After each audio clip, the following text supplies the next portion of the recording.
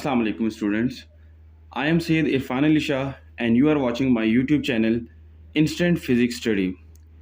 Students, class 9 का एक topic है इक्वेशन ऑफ मोशन जो कि पेज नंबर 45 to 44 to 45 पे है हमारे पास. So, 3 equation of motion, first equation of motion, second equation of motion and third equation of motion. इस पे डिफरेंट क्वेश्चन आते हैं और तकरीबन हर साल आ रहे हैं. सो आज मैं आपको एक ऐसी ट्रिक बताऊंगा जिससे आप तीनों इक्वेशन बहुत इजीली सॉल्व कर सकते हैं और इजीली आपको याद भी हो जाती हैं. सबसे पहले मैं 3 ट्रिक्स बताऊंगा जो कि हर एक इक्वेशन में आप यूज़ कर सकते हैं.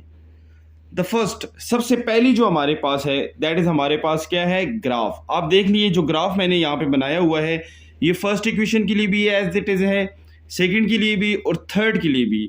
मीन अगर आपको इक्वेशन में सिर्फ एक ग्राफ बनाना आता है तो वो सब में एक ही जैसा है. यहाँ पे देखिए हमने हमारे पास एक्स एक्सिस पे हमने टाइम को रखा, वाई एक्सिस पे हमने स्पीड को रखा. सबसे पहले देख लें यहाँ पे from O to A this is initial velocity, from A to B this is acceleration and from B to D we say that this is final velocity.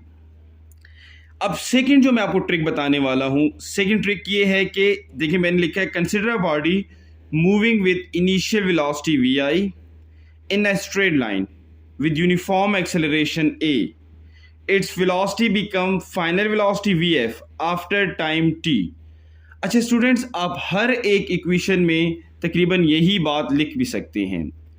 जो थर्ड मैं आपको चीज़ बताने वाला हूं वो क्या है, फ्रॉम स्पीड टाइम ग्राफ. ये जो हमने स्पीड टाइम ग्राफ बनाया है ना, इसी स्पीड टाइम ग्राफ से मैंने ये बात लिखी है. यहाँ पे मैंने इसको एक हेडिंग बना दिया कि फ्रॉम स्पीड टाइम ग्राफ. तो देखिए मैंने सबसे पहले लिखा O D is equal to t. देखिए यहाँ पे ओ डी क्या रिप्रेजेंट करता है, टाइम को. O A represent initial velocity. देखिए from point O to point A this is initial velocity. From point A to B that is acceleration. A से B तक हमारे पास क्या है, this acceleration. And B D final velocity. देखिए from B D this is final velocity. So अभी जो आपको यहाँ पे ग्राफ, ये मेरे पास जो मैंने बात लिखी है कंसिडर अ बॉडी और फ्रॉम स्पीड टाइम ग्राफ, ये तीनों इक्वेशन में एज इट आप लिख सकते हैं, बिल्कुल सेम एज इट इज लिखें आप. इट मीन कि आपकी आधी इक्वेशन तो तकरीबन यहाँ पे सॉल्व हो चुकी है. ठीक है ना. अब जब आपने फाइनल इक्वेशन को ड्राइव करना है तो आपने क्या लिखना है कि फ्रॉम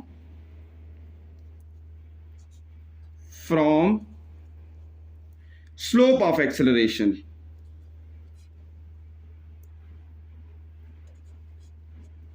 या आप लिख सकते हैं from slope of line A B. देखिए यहाँ पे जो लाइन है हमारे पास, ये ए बी की जो लाइन है ये स्लोप है हमारे पास.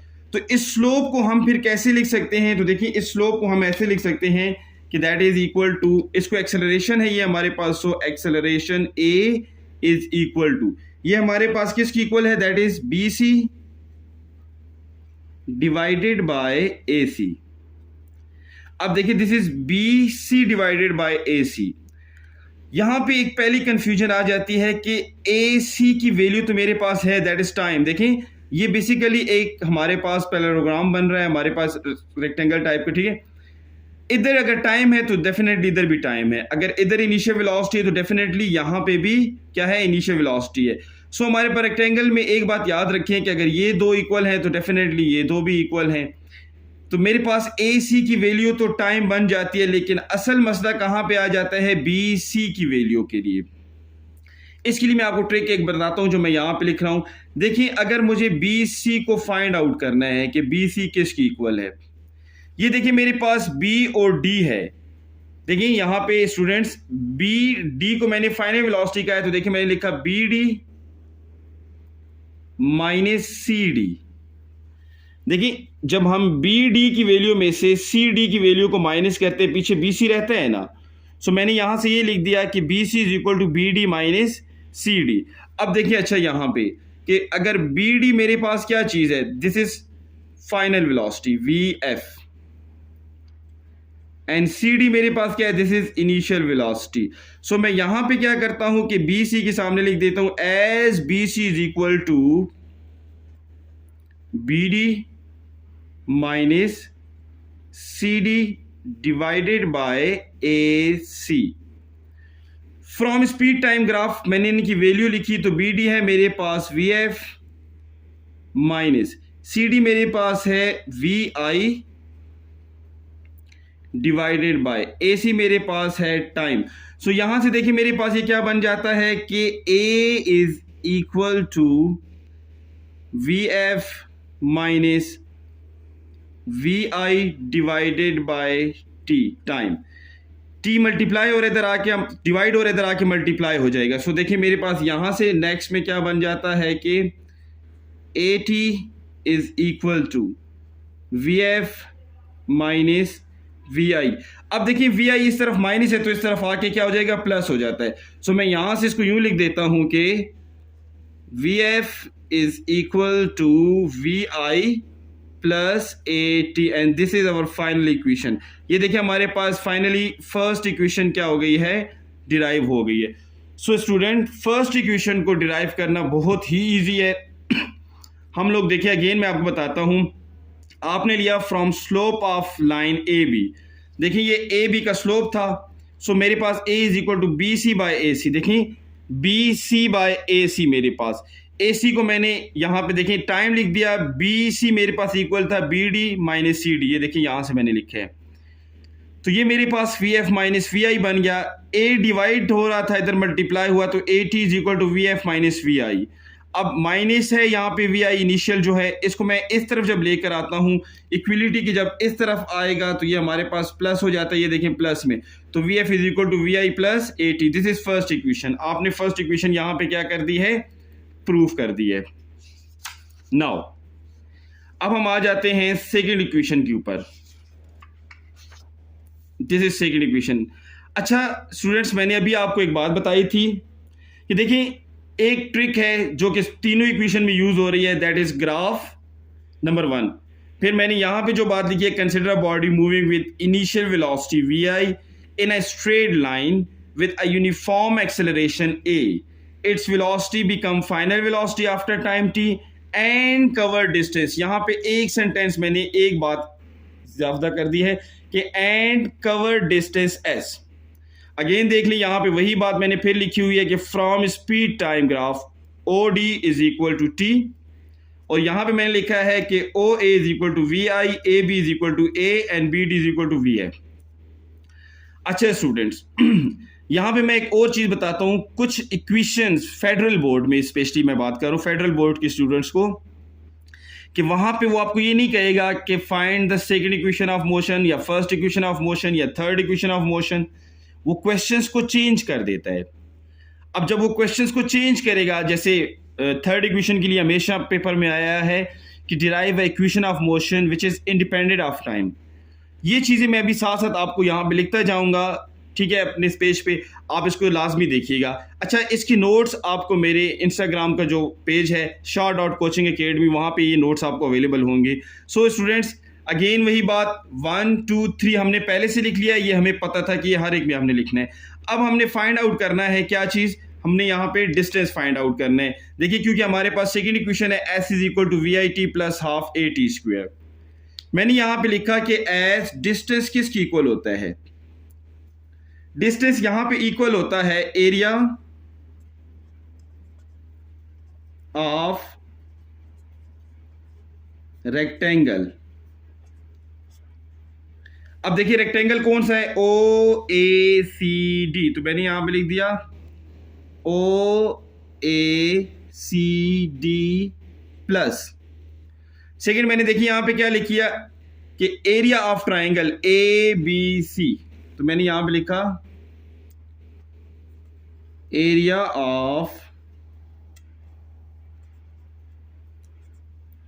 ट्राइंगल, और ट्राइंगल मेरे पास क्या है ए बी सी। अब इन दोनों का मैंने एरिया फाइंड आउट करना है, यहां पे पुट करना है, तो हमें मिल जाएगा। सबसे पहले मैंने लिखा कि एरिया ऑफ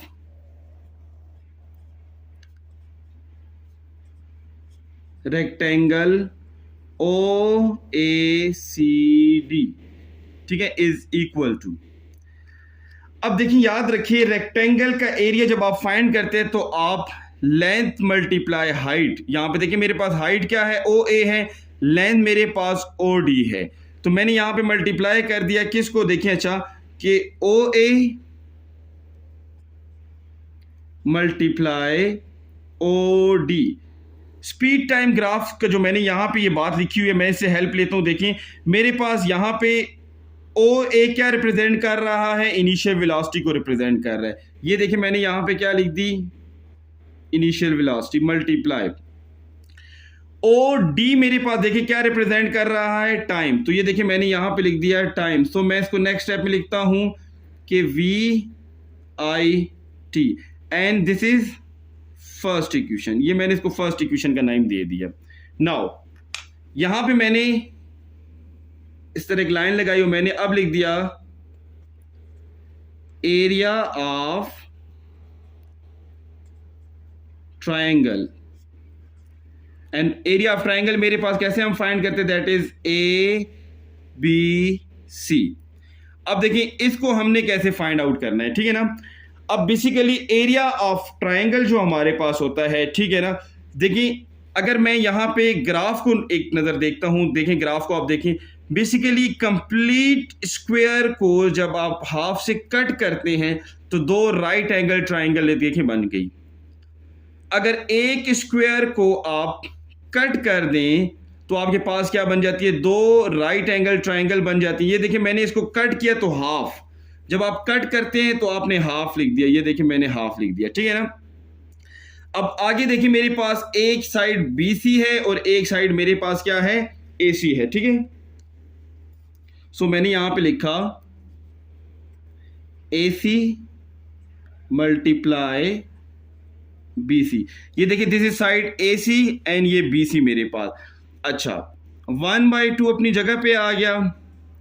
AC देखिए मेरे पास क्या रिप्रेजेंट करता है, टाइम। अगर टाइम यहां पे भी है तो ये भी मेरे पास टाइम को ही रिप्रेजेंट कर रहा है। सो मैंने यहां पे लिख दिया टाइम मल्टीप्लाई। अच्छा BC की वैल्यू अभी मैंने आपको लास्ट इक्वेशन में बताया था कि BC हमारे पास क्या है, ये हमारे पास BD माइनस CD से आता है। या मैं एक और आपको बात यहां पे समझाता हूं, देखिए BC के अपोजिट साइड पे AT है मेरे पास, तो ये मेरे पास AT के इक्वल आ गया। या मैं इसको यूं भी लिख सकता हूं कि 1/2 AT स्क्वायर। ये AT देखिए ना, AT और ये T, तो T मल्टीप्लाई होकर यहां पे क्या बन जाता है, स्क्वायर बना देता है। ये हो गई मेरे पास इक्वेशन नंबर सेकंड।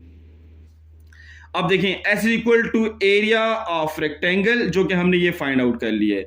ये देखें area of rectangle sorry triangle, वो हमने ये प्रूफ कर लिया है। तो मैंने एंड में यहां पे लिखा कि S इज इक्वल टू, ये देखें ये वाला S मैंने यहां पे लिखा एक मिनट, चलिए अब आपको विजिबल है स्टूडेंट्स। ये देखिए मैंने लिखा S, यहां पे मैंने लिख दिया is equal to area of rectangle. अभी आपने फाइंड आउट किया दैट इज VIT। दरमियान में देखिए क्या है, प्लस एरिया ऑफ ट्राइंगल, तो देखें वो 1/2 AT स्क्वायर है। ये देखें so 1/2 AT square and this is second equation of motion. देखिए कितनी इजीली मैंने डिराइव कर ली second equation of motion. So students यहां से आप लोग एक बार फिर इसको देखें कि हम इजीली वही 3 स्टेप जो हम बार बार कर रहे हैं उन्हीं को मैं फॉलो कर रहा हूं। देखिए मेरे पास 3 स्टेप्स कौन कौन से थे, एक हमारे पास ग्राफ, एक यहां पे जो कुछ मैंने लिखा है, और एक ये देखिए स्पीड टाइम ग्राफ। बाकी ये जो मेरे पास है ये हर एक इक्वेशन में हम चेंज कर रहे हैं। सो मैंने सेकेंड इक्वेशन ऑफ मोशन भी फाइंड आउट कर ली है। नाउ अब मैं आता हूं अपनी थर्ड इक्वेशन ऑफ मोशन पे, ठीक है। अच्छा स्टूडेंट्स, ये जो मैं डिराइव कर रहा हूं ये आप लोगों को मेरे इंस्टाग्राम का पेज है shah.coaching academy, वहां पे आपको ये नोट्स अवेलेबल हैं। बाकी मेरी जितनी वीडियोस भी हैं उनकी भी नोट्स वहां पे आपको अवेलेबल हैं।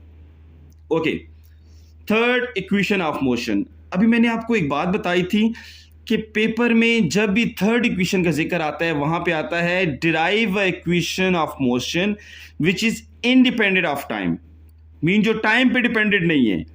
अब देखें, अच्छा graph again as it is मैंने बना लिया। जो ग्राफ मैंने फर्स्ट इक्वेशन में बनाया, जो मैंने सेकंड इक्वेशन में बनाया और जो मैंने थर्ड इक्वेशन में भी बनाया है, सब सेम है।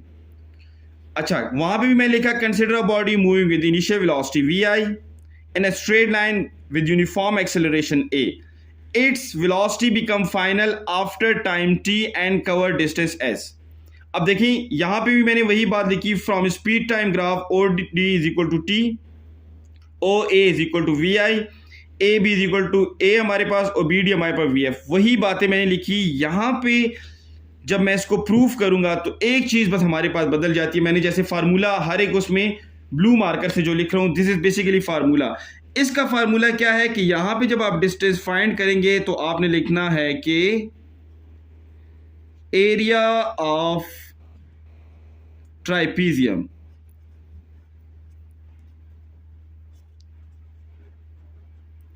अब देखिए मैंने एक ट्राइपीजियम की शेप आप लोगों के लिए यहां बनाई हुई है।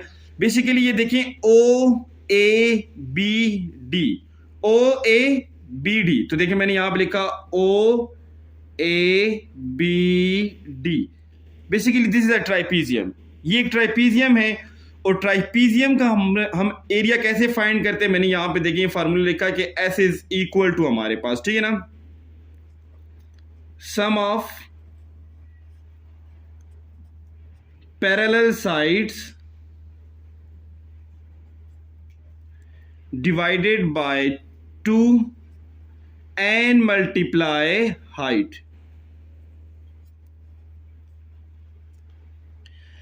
अब मैंने यहां पे जो ट्राइपीजियम बनाया, यहां से मैं आप लोगों को एक बात समझाता हूं। याद रखें कि मेरे पास पैरेलल साइड्स ओनली ये दो हैं बस। देखिए ना, दीज आर पैरेलल। अगर आप इसको और इसको पैरेलल देखना चाहते तो ये तो पैरेलल है ही नहीं, बिकॉज ये स्ट्रेट है, ये कर्व लाइन है, तो ये तो पैरेलल हो ही नहीं सकती। तो ये दो लाइनें मेरे पास पैरेलल हो गई। अब सेकंड बात याद रखें कि ये मेरे पास जो यहाँ पे कर्व बना हुआ है, इसको आप हाइट नहीं कंसिडर कर सकते। सो हाइट मेरे पास ये हो गई।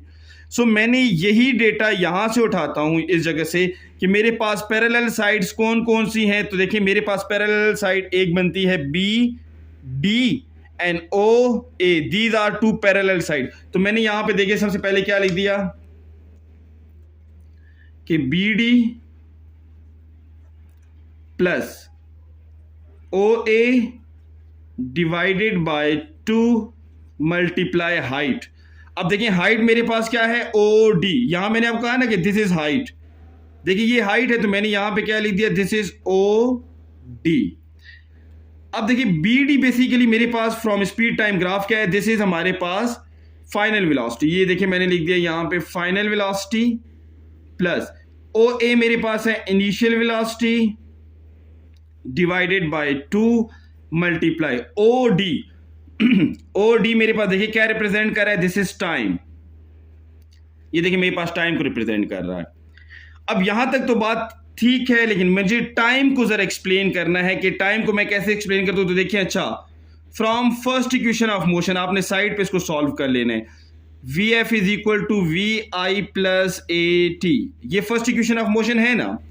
अगर मैं वी आई को इस तरफ लेकर आ जाता हूं तो ये बन जाएगा कि V F minus we i is equal to a T.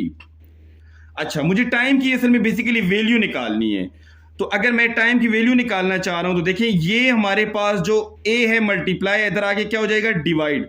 तो ये देखिए मैंने किया कि V F minus we I divided by a is equal to time.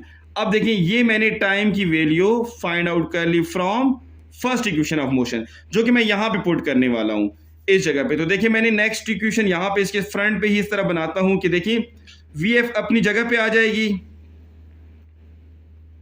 Plus v आई अपनी जगह पे आ गई डिवाइडेड बाय 2 मल्टीप्लाई टाइम। देखिए टाइम की अभी मैंने वैल्यू क्या निकाली है और वो ये है, देखिए अच्छा कि V F minus we I divided by ए।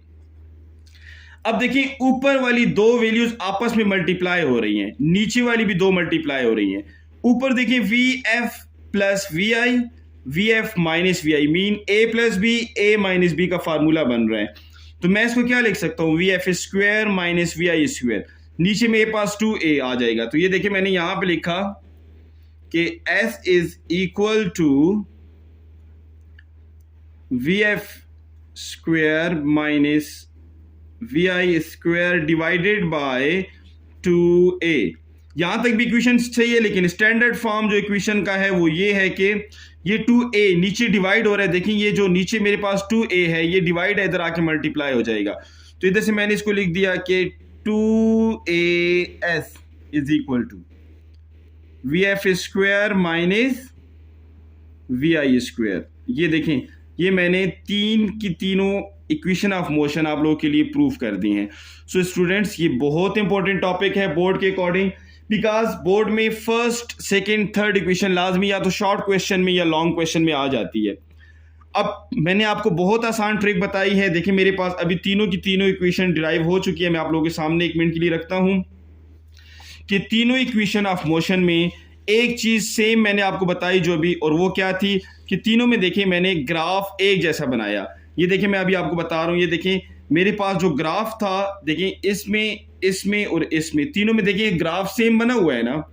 फिर मैंने जो सेकंड ट्रिक आपको बताई, और वो ट्रिक क्या थी कि मैंने यहां पे लिखा कि consider a body first equation, consider a body from for second equation and consider for third. ये देखिए तीनों में मैंने एक जैसा लिखा हुआ है। नाउ स्पीड टाइम ग्राफ, इसमें भी मैंने लिखा स्पीड टाइम ग्राफ, यहां पे सेकंड इक्वेशन ऑफ मोशन में भी मैंने आपको कहा, और वही मैंने फर्स्ट इक्वेशन में भी लिखा। सो स्टूडेंट्स यहां से मैं आपको एक बात समझा रहा हूं कि अगर 3 स्टेप्स आपको आते हैं तो यूं समझ ले कि तकरीबन आपने हाफ मार्क्स ले ली, कवर कर ली। ट्रिक्स होती है मार्क्स कवर करने की, मार्क्स लेने की ट्रिक होती है। अब देखिए मैंने जिस तरह ग्राफ बनाया, साथ लिखा, और ये स्पीड टाइम ग्राफ, तो देखिए हर एक चीज समझ आ रही है, क्लियर है यहाँ पे। सो स्टूडेंट्स आपने first equation, second equation, third equation को ऐसे ही अटेम्प्ट करना है पेपर में। इसी पैटर्न से आप ट्राई करें कि लिख सके तो अच्छी बात है, क्योंकि मैंने कोशिश इसलिए हॉरिजेंटली लिखने पे की है कि वहां पे अब एसएलओ बेस पे और ये जो ई शीट्स आ गई उसमें अवेलेबल एरिया ऐसे ही होता है। सो आप इस राइटिंग को छोटा करके उसी एरिया में फिक्स कर सकते हैं अपने लिए इजीली। सो इक्वेशन 1, इक्वेशन 2 ज्यादातर शॉर्ट क्वेश्चन में आ जाती है, और third equation of motion mostly long में आती है, या मे भी तीनों लॉन्ग में भी आ सकती हैं। जैसे एक दफा बोर्ड के पेपर में आया था कि derive the equations of motion, mean first second third, वो कंप्लीट एक ही लॉन्ग क्वेश्चन था। अब एक ही लॉन्ग क्वेश्चन में आपने तीनों की तीनों इक्वेशन क्या करनी है, ड्राइव करनी है। तो स्टूडेंट्स आज का हमारा टॉपिक बहुत इंपॉर्टेंट था। आप वीडियो को देखें और शेयर भी आगे करें और लाइक भी किया करें। स्टूडेंट्स मजीद वीडियोस मैं आप लोगों के लिए साथ साथ बना रहा हूं। मजीद वीडियोस देखने के लिए मेरा चैनल सब्सक्राइब करना ना भूलें, लाजमी सब्सक्राइब करें। Thank you so much.